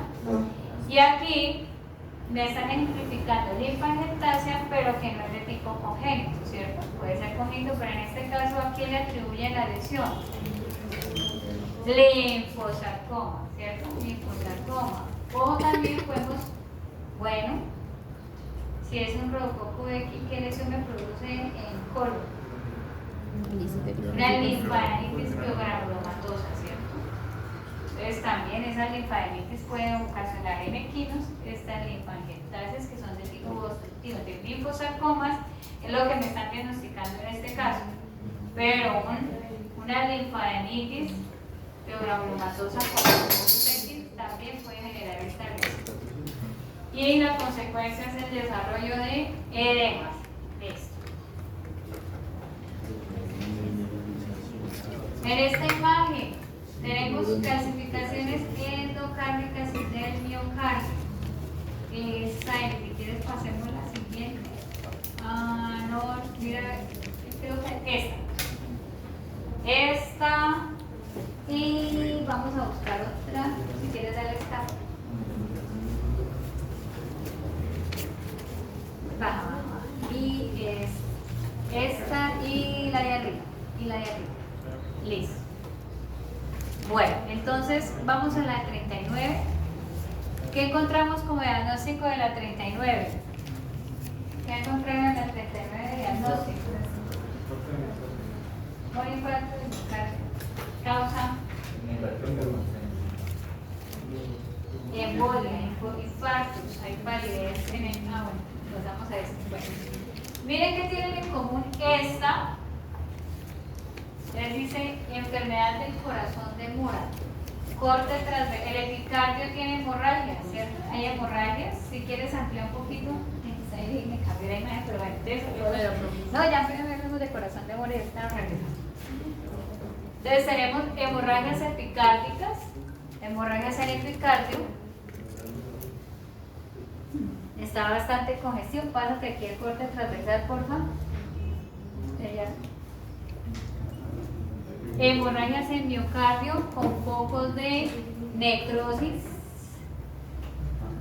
Focos de necrosis y hemorragias en miocardio. Estas áreas de palidez también me indican necrosis.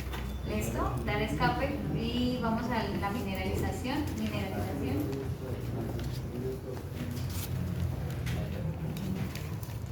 Mineralización y la anterior, mineralización, la de arriba, la primera que vimos.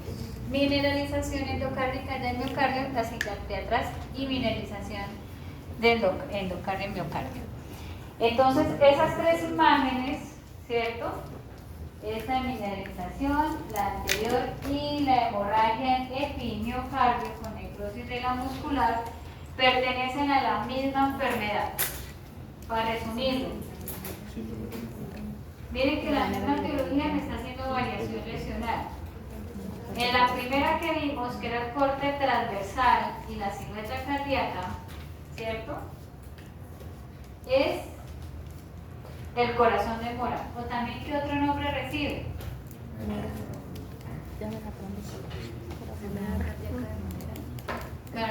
¿Cuál, Susan? ¿Cómo era el nombre de la enfermedad? Enfermedad cardíaca de Mora. No sé. Es el corazón de Mora o cardiomiopatía degenerativa nutricional por deficiencia de vitamina D y selenio.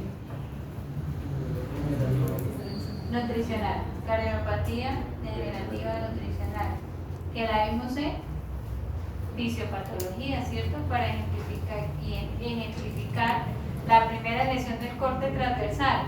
que era la necrosis de Kevin. ¿Necrosis de qué? De Senker, la primerita que vimos allá en el corte transversal. Necrosis de Senker. Toca unir esas tres imágenes y arreglar ese proyecto.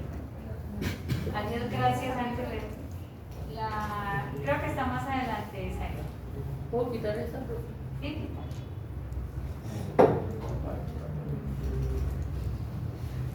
Adelante, adelante. Corre más abajo. Más abajo. Más abajo, más abajo. Ahí. Eso. Entonces miren que acá nosotros lo habíamos trabajado por hablar del corazón de mora con necrosis de Senker en esta cardiomopatía degenerativa nutricional. ¿Y qué era lo que favorecía la deficiencia de vitamina D y selenio? ¿Cuál era el mecanismo bioquímico de elección celular? Producción de radicales libres, que producen ¿qué? Peroxidación lipídica en membranas. Y la necrosis del músculo o cualquier tipo de necrosis que favorece precipitación o acumulación de calcio, o lo que hablamos de mineralización de tipo. Cuando hay necrosis y hay mineralización, ¿cómo clasificamos esa clasificación? Clasificación de tipo distrófico.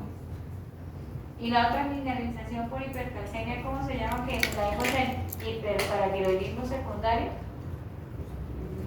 Metastásica, clasificación metastásica. Pero amigos, como en esta y amigas, en esta hay necrosis, ¿cierto? Pues tenemos la precipitación de ese mineral debido a una clasificación de tipo distrófico, porque hay necrosis muscular o necrosis de Senker. Por radicales libres, coloquen dos. Aquí digo el distrófico. Esa es distrófica. La metastásica es por hiperparatiroidismo secundario. Listo. Entonces ahí ya sacamos 3 amigos de un solo disparo. Listo. La arteriosclerosis también, ¿cierto? No, señor. No, señor. Listo. Seguimos con esto. No se nos queda ninguna atrás, ¿no? Esta se nos queda esta. Ahora sí, vamos a hablar de arteriosclerosis o aterosclerosis de vasos coronarios. Saúl, etiología para esta imagen. Eso, clasificación como tal de los vasos sanguíneos del corazón. Puede ser hipotiroidismo. Ahí dice la imagen hipotiroidismo. Asociado entonces a movilización, que aumenta el catabolismo proteico, movilización de lípidos, me genera hipertrigliceridemia en los pacientes y va a generar, miren lo que está pasando en la imagen de la mitad. Entonces, acá hicieron un corte transversal de estas arterias coronarias. Entonces cogieron este vasito, hicieron un corte transversal, lo montaron en la lámina y tenemos una vista desde la luz. Estenosis de la luz, tenemos una pared arterial totalmente inflamada, sobre todo en la media vascular, que está desde la íntima, pero la media es la que está más inflamada. Y si ustedes ven, hay un aspecto espumoso, ¿cierto? Como espumoso. Miremos ese aspecto espumoso, ¿a qué se debe? Tenemos histocitos o macrófagos que están fagocitando lípidos. Tienen contenido lipídico en la luz. Y esto es lo que se llama el depósito de ateroma. El ateroma, aunque aquí no está muy bien definido, nos falta algo que es la mineralización. El ateroma es principalmente toda esa cantidad de lípidos o de colesterol, particularmente en la íntima del vaso, que ocasiona una inflamación de la íntima vascular. Lo secundario a este evento, o sea, le pasa la imagen macro, de este ateroma con inflamación de tipo granulomatoso, es que la pared se me vuelva rígida. Y ahí es donde tenemos la arteriosclerosis. ¿Cuál es la consecuencia de esta arteriosclerosis, Douglas? vasos que la función es que nutrir el músculo cardíaco, ¿cierto? Y que todos estén con aterosclerosis, ¿cuál es la consecuencia? Esa es la etiología, pero se habla de la consecuencia. Hipoxia e infarto, ¿cierto? Infarto cardíaco. La consecuencia ahí es una cardiopatía con el tiempo. Entonces tenemos hipotiroidismo asociado. Bueno, esta, si quieres ponen la A para mirar el aspecto macro, pues se ve mucho mejor. Si ustedes ven las flechitas, están mostrando unas lesiones multinodulares blanquecinas, ¿cierto? Unos nódulos. Tenemos alteración de la silueta cardíaca, tenemos una dilatación ventricular principalmente del lado derecho del corazón. Si quiere bajar. Y el corte, pues, esas flechitas nuevamente denotan formación de múltiples nódulos. Ese músculo papilar, pues, también tiene crecimientos nodulares. Son crecimientos nodulares, sobre todo los que están bien definidos, esos que están bien circunscritos. La histopatología, obvio, esto se tiene que diagnosticar por histopatología, porque si yo veo eso puedo decir muchas cosas diagnósticas. La histopatología es lo que me confirma el caso. Ahí dice que es leucosis viral bovina, la leucosis enzootica bovina. Entonces tenemos acá retrovir, ya sabemos que tienen afinidad por linfocitos, hace un efecto mitogénico en el linfocito, generando la linfoproliferación. Recordemos que leucosis, pues su sitio, sus células son los linfocitos, linfonódulos, pero puede no ser, si es el diagnóstico de ese corazón es un linfosarcoma cardíaco, ¿no? O linfoma cardíaco. Ese es el diagnóstico, un linfosarcoma cardíaco. Y si ustedes recuerdan, nosotros hablamos en la mayoría de órganos que a través de los sistemas revisamos el tropismo, la metástasis del linfoma es bastante amplio en todos los tejidos. Entonces, aunque su sitio aquí de linfoproliferación son los linfonódulos para la linfosis viral, este retrovirus se puede hacer linfosarcomas también en cualquier órgano, incluyendo el músculo cardíaco, que es lo que estamos observando. Ustedes recuerdan en fisiopatología, nosotros vimos un ejemplo de linfosarcoma nasal y ocular, ¿no? Uno cutáneo y otro ocular, para identificar atrofias por transcripción. ¿Qué encontramos de la lesión en este miocardio?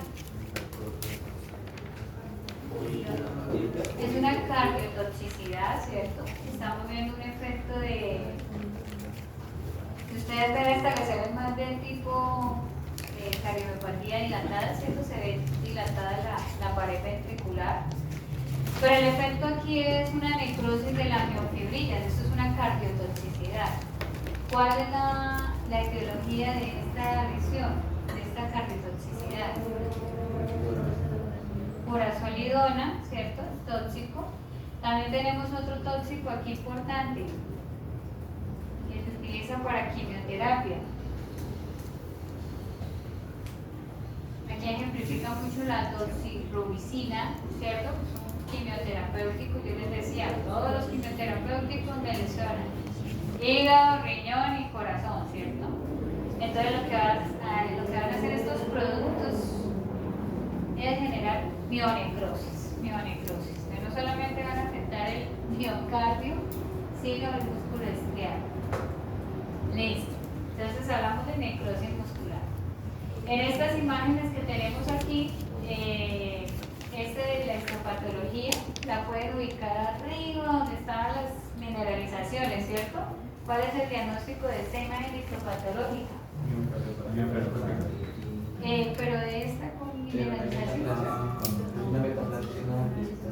Yo tengo necrosis miocárdica con mineralización. Mineralización, ¿cierto? Una mineralización. Entonces, esta la podemos ejemplificar en dónde? Allá la deficiencia de vitamina S, seleno. en la enfermedad del corazón de Mora, en esas miocarditis, ¿cierto? Con calcificación, realmente es una miocarditis con calcificación, hablando de la miocarditis degenerativa nutricional, miocardiopatía degenerativa nutricional. Acá, en el señor. ¿Cuál era el diagnóstico de la cardiovascular? Necrosis muscular, una necrosis.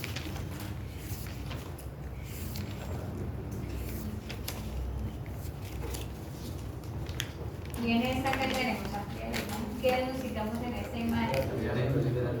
Fibrosis, ¿cierto?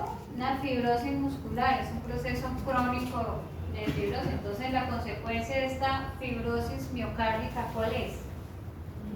Cardiomiopatía dilatada. ¿Qué es lo que dijimos? Las consecuencias aquí es una cardiomiopatía dilatada. Entonces, es una fibrosis muscular, es un evento de reparación. Esta la podemos colocar allá con la cardiomiopatía dilatada que vimos del corazón biventricular. Si quieren lo pueden también asociar allá con esta lesión. En esta imagen, ¿qué tenemos?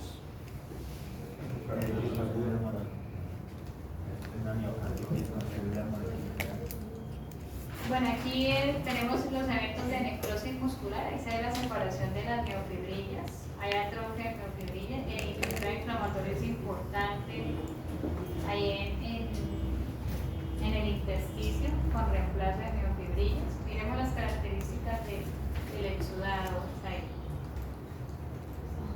Es una inflamación de predominio mixto, ¿cierto? Es más de tipo linfoplasmocítico.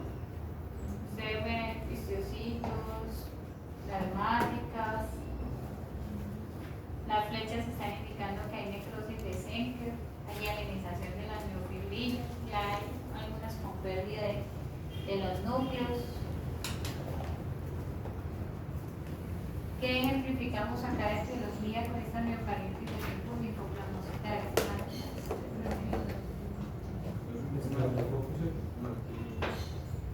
Parte del proceso, bueno, creo que sí, más que agudo,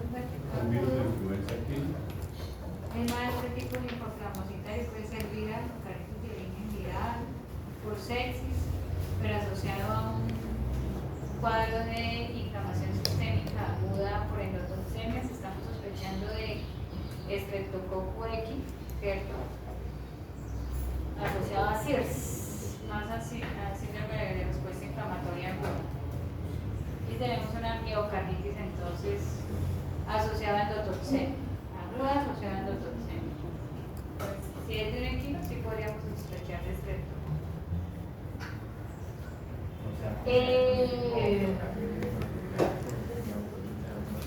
Aguda, sí, es de predominio linfoplasmocitario, es más de tipo linfoplasmocitario. Si tú miras los plasmocitos y otras células,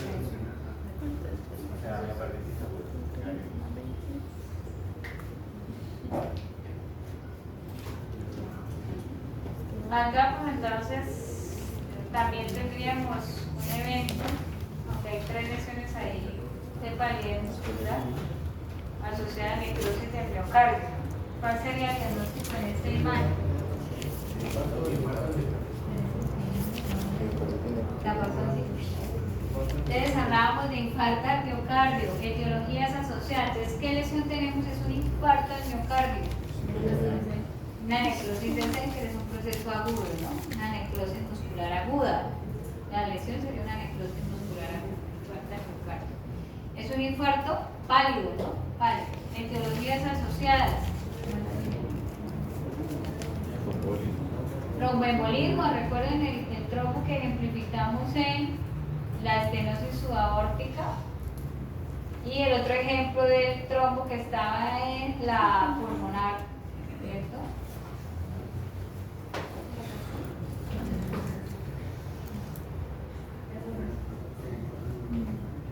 Digamos que la limitación está...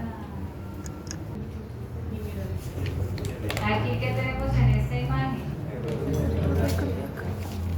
Necrosis del miocardio, pero asociado a qué?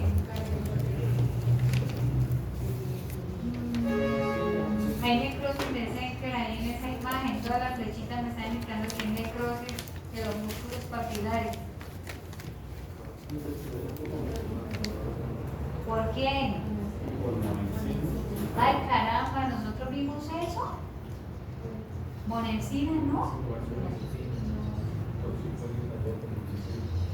No nos dieron un artículo en fisiopatología que leyeran de intoxicación por monencina. Eso fue en No fisiopatología. hablamos. ¿Ah? Eso lo vimos en fisio. Por eso, el fisio. Fallas renales de noviembre. Entonces hablamos de intoxicación por el uso de anticoccidiales, coccidiostato y monencina, y que me producía ¿qué mecanismo químico de lesión principalmente? Necrosis de Senker. El resultado es una necrosis de Senker, nefrotoxicidad y hepatotoxicidad, pero la lesión primaria es necrosis muscular, y veíamos necrosis en músculo cardíaco, en músculo estriado, en diafragma, y recordemos bien que midieron enzimas, ¿cierto? Medían enzimas para mirar si la creatinina quinasa medía los niveles de ¿qué? Radicales libres, que estaban entonces aumentados, ¿no? En ese caso. ¿Y cuál es el mecanismo de lesión de la intoxicación por monencina? ¿Doña Gabriela, cuál era? Mecanismo de lesión por monencina, intoxicación por estos componentes.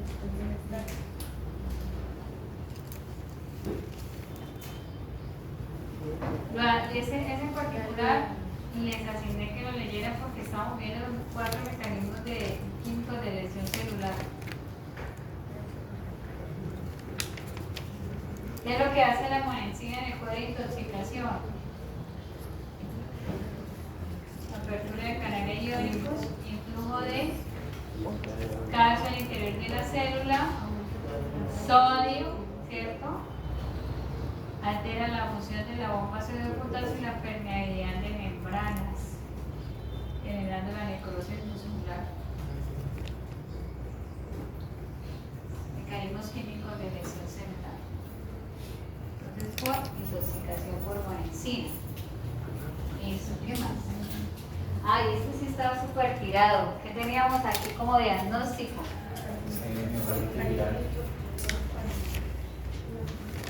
Miocarditis por parvovirus. ¿Cómo es que puede infectarse un animalito, un canino, cachorro, por parvovirus? Forma de transmisión.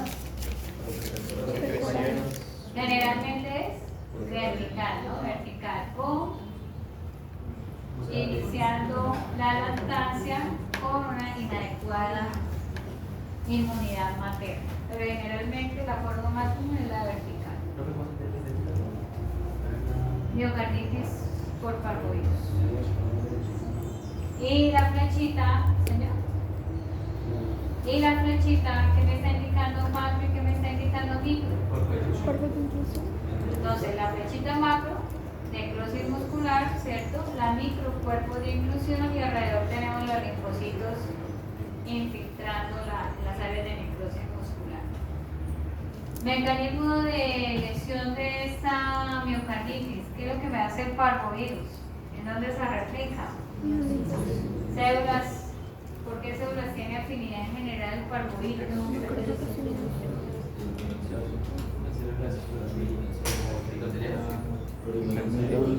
Células que tengan alta demanda o mitosis, ¿cierto? Energéticamente activas con una alta tasa de replicación celular, como las células del miocardio.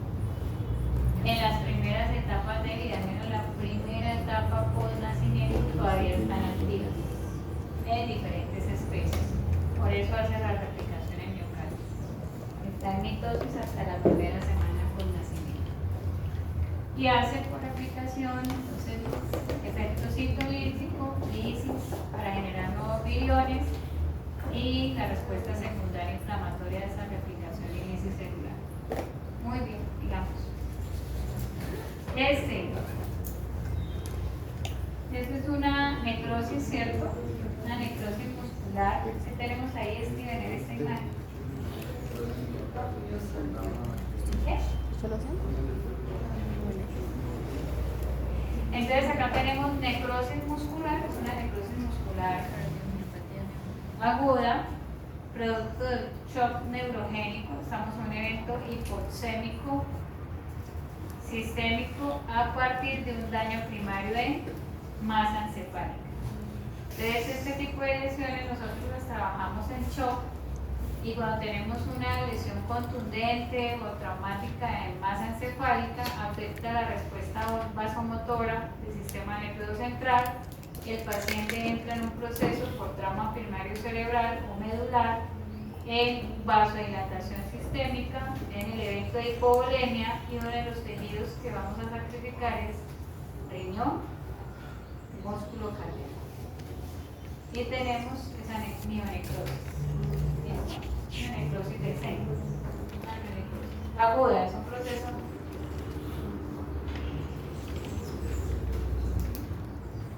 ¿El DST es un trauma cerebral? La etiología es un trauma craneoencefálico sistémico o medular o cervical. ¿Cuál era el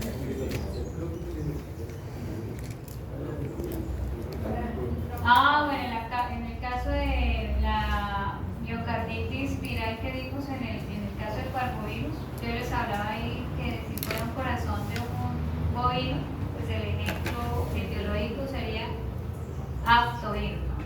Si el corazón fuera un bovino. Para el caso particular es y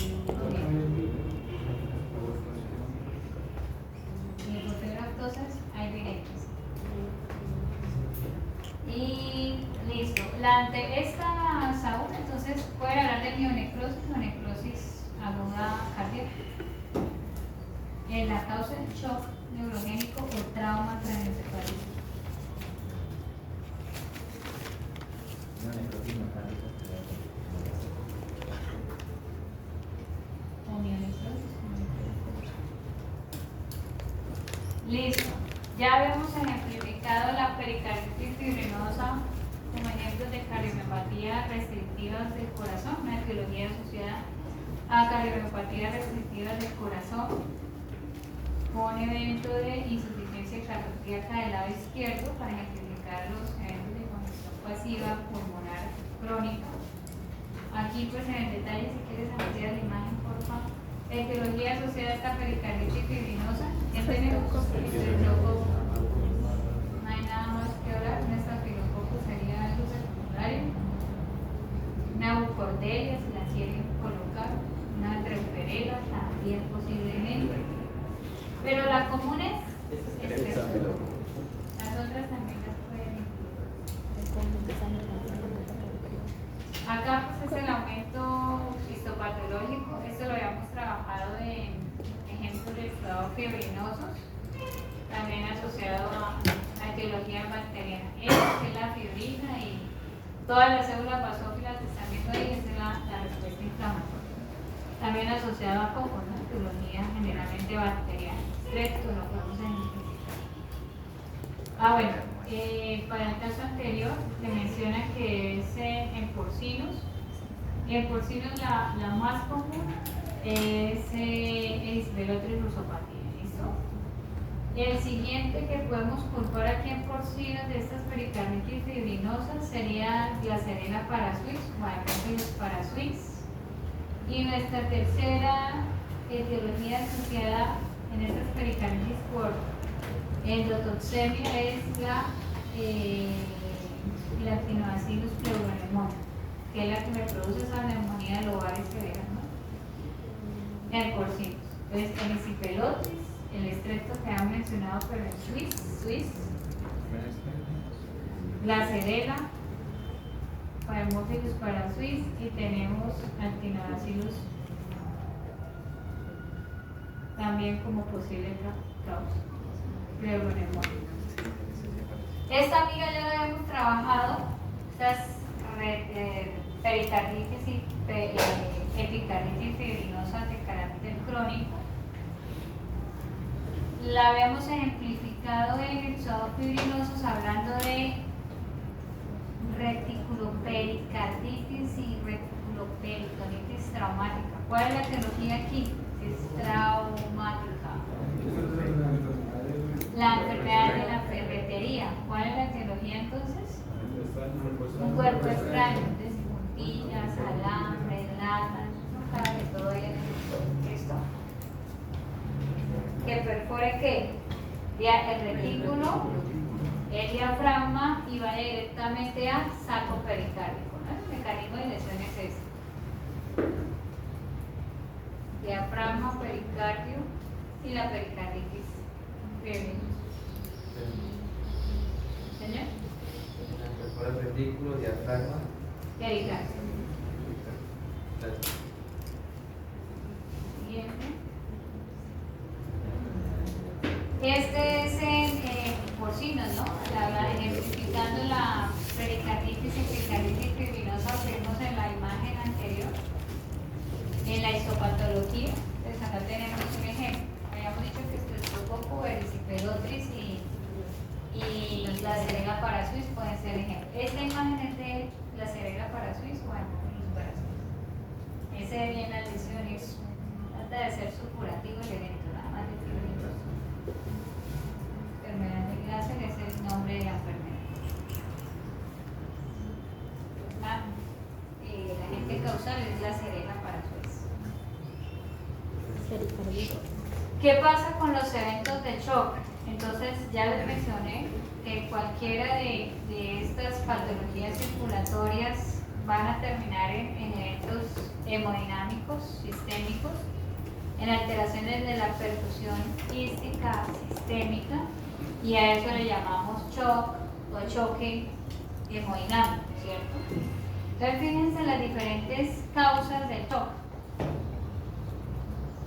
Perdón, acá la clasificamos como tipos de shock y vamos a ver diferentes causas. Entonces acá tenemos el shock hipovolémico, su mismo nombre me está diciendo, y miren que acá podemos asociar una cantidad de patologías que ya trabajamos en los otros sistemas. Shock hipovolémico, hemorragias, hemólisis intravascular diseminada, procesos de intoxicación sistémica que lleven a electrolisis, diarrea, vómito severo, que me lleve a deshidratación extrema. Y ustedes saben que las consecuencias de estas hipovolemias en sistema renal es producirle ¿qué?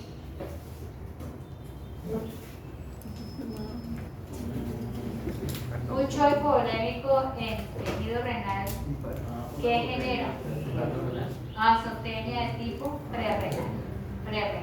Azotemia, entonces un paciente con shock, súmele que además va a sufrir de azotemia prerrenal.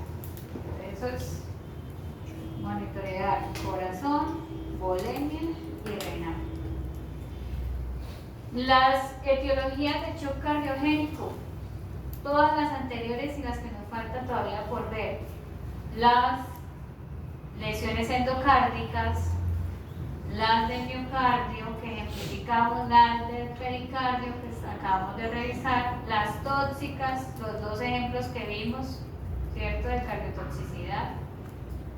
Entonces, todas las cardiogénicas, súmenlas ahí: endocarditis, pericarditis, miocarditis nutricional, cardiomiopatía dilatada, fibroelastosis, shunt portosistémico, comunicaciones arteriales interventriculares, bueno, todas esas incluyendo la tetralogía de Fabry. Súmenle todas las patologías cardíacas que medianamente acabamos de revisar. Y tenemos el shock septicémico.